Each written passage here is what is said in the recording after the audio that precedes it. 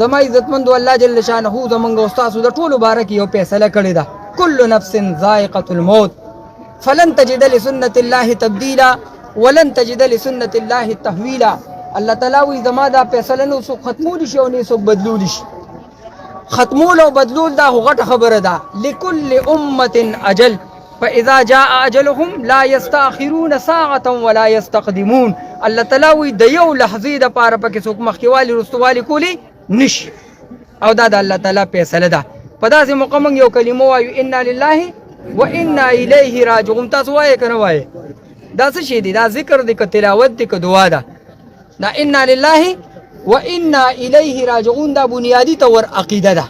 دا کم عقیده چې الحمدلله زمونږ ده که نه، دا په دې موقع موږ دې له یو رینیول ورکو، یو تجدید ورکو چې زمونږ او ستاسو فاینل ډیسټینیشن چې دی دا آخرت دی.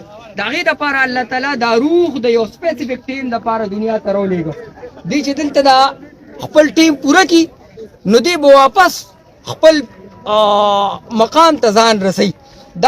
دا په خپل تجرد کې برقرار ساتلو دپاره الله تعالی د دې غذام د بره علم نه رالیږلې ده. څنګه چې دا جسد الله تعالی د دې دنیا نه پیدا کړی دی او د دې ټول هغه ریکوایرمنټس هغه ټول ضروریات د دنیا نه دي، داسې دا روح الله تعالی دا انکلوژر اف سینکټي د هغه حضیرة القدس نه رالیږلی دی. دا به دلته خپل هغه وخت پوره کړي او دا چې دې ځای کې هغه وخت پوره کړي دا به دې واپس فاینل ډیسټینیشن وایي د عرش په دروازو کې خور ووې ما ته څه کې ما وی په دغه لار باندې زمونږ پیغمبر دي.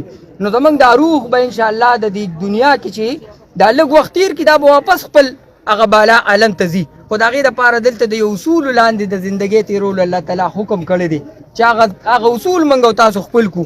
ګوره دا اسلام موږ او تاسو له هغه اجتماعي ذمهداري مقرر کړې ده چې کله داسې مقرر شي که نه نو شریعت حکم کوي چې تاسو غم دا کلي ولس دا نوکرۍ دا تجارتونه دا پرېږدئ.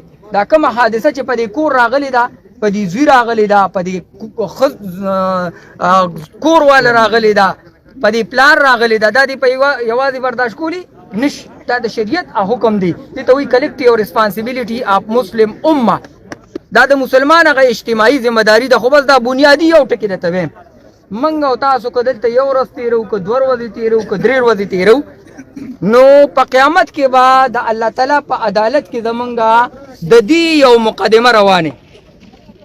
هلته به بیا یو سکرین بورډ لګېدلی موږ او تاسو چې دا دلته څونه وخت تېرو که نه دا دعاګانې کوو نو ګوره په هغه سکرین به بیا د دې هغه ریزلټ راځي.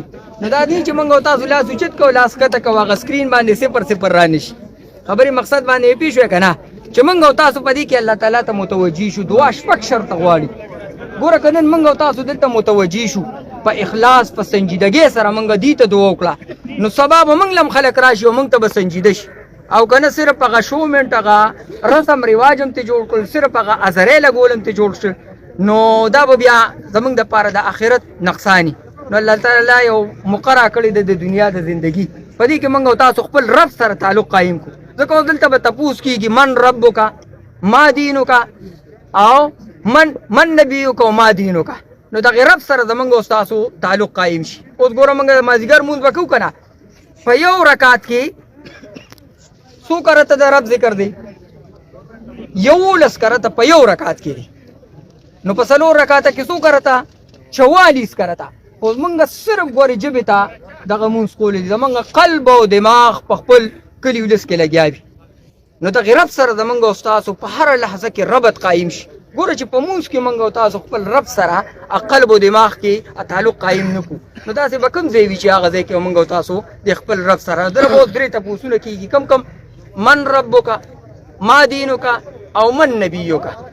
نو چې موږ او تاسو دلته د رب سره تعلق قایم ساتلی، هغه قانون هغه دستور چې کوم الله تعالی د دې روح د امپلیمنټیشن دپاره رالیږلی هغه په دې روح باندې د دنیا کې عملي کړو.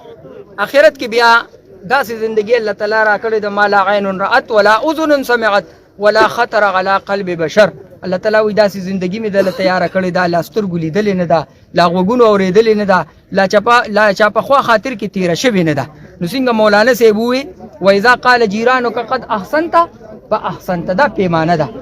عمر رضی الله تعالی عنہ دا پیمانه ایښودې ده چې ګاونډي دې ووایي دا سړی ښه سړی دا به ښه سړی وي، نو څنګه مولانا صاحب وي موږ هم د دې خبرې دغه کوو چې او دله چې دا دونه پروتوکول میلو شو دا په څه وجه میلو شو بنیادي طور د دې اسلامي ریاست د دې خدمت کړې دي بنیادي دا دي چې تاسو وګورئ چې دی د یو اسلامي ریاست د یو مذهبي خوري خدمت کړی دی الله تعالی دا دی په دنیا کې مولي یو عزت ورکو نو الحمدلله الله تعالی یو ملک را کړی دی دا په ایمان سونه ده چې موږ تاسو د دې ملک خدمت وکړو او هغه قانون چې موږ تاسو سره ټولي دنیا منلې د اکسفورډ یونیورسيټي لومبي نوم د دې قانون په حواله د فرامینل جورست اف دی ورلد محمد د فاونډر اف اسلام دویم نوم پس نعمان صناب ثابت فرام کوفه نو الله تعالی یو قانون را کړی دی قانون د لاندې زمونږ او تاسو ژوندۍ تیر شي نو اخرت کې الحمدلله الله تعالی بیا جنتونه تیار کړی دي بیا محلات تیار کړی دي بیا خوشاله دي نو زمونږ او تاسو الحمدلله په دې مذهبي خوره باندې ژوندۍ تیر شوی ده او دا هغه الله تعالی سره زمونږ او تاسو یو تعلق قائم شوی دی دا به ان شاء الله دا خو یو هغه برزخ زندگی دی ته وي د دې نه پس بیا د قیامت ورځ ده او بیا جنتونو هغه نه ختمېدونکې زندگی ده د هغې د تیارۍ دپاره هر یو کس له موږ او تاسو له الله یو مقرر کړی